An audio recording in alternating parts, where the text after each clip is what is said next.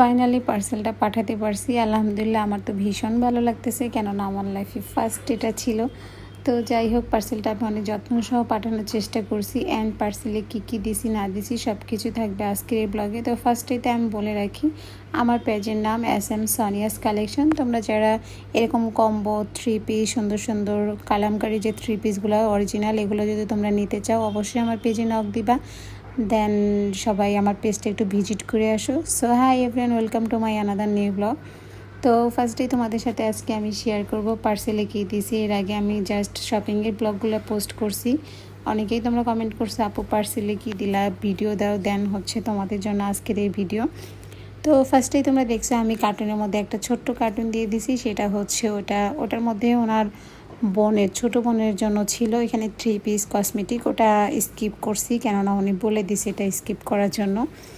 তো যাই হোক, পরের পার্টে ওনার ওয়াইফের জন্য যেটা দিয়েছে সেটা হচ্ছে ফার্স্টেই 3 পিস, এই সুন্দর 2টা 3 পিস নিয়েছিল আমার পেজ থেকেই।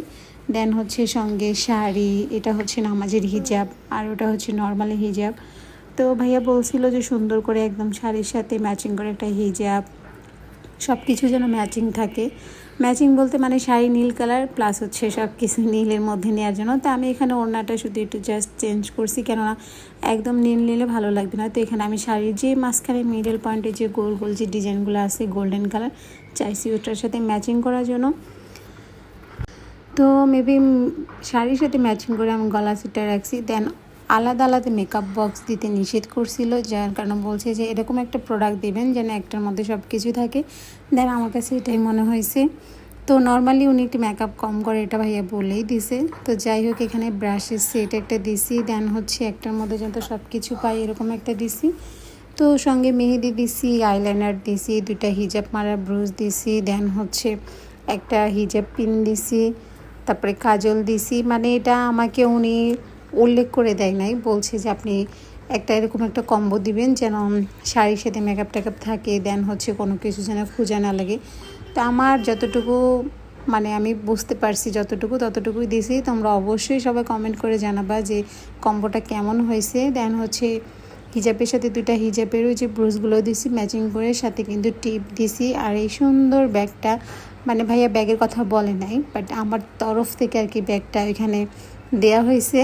মানে আমি বলবো না যে আমি আমার তরফ থেকে দিছি, মানে এটা আমার নিজস্ব চয়েসে দিছি আর কি। তো সঙ্গে লিপস্টিক দিছি একটা, মানে লাল কালারের শেডে, একদম লাল না, এটা হালকা মেরুনের মধ্যে।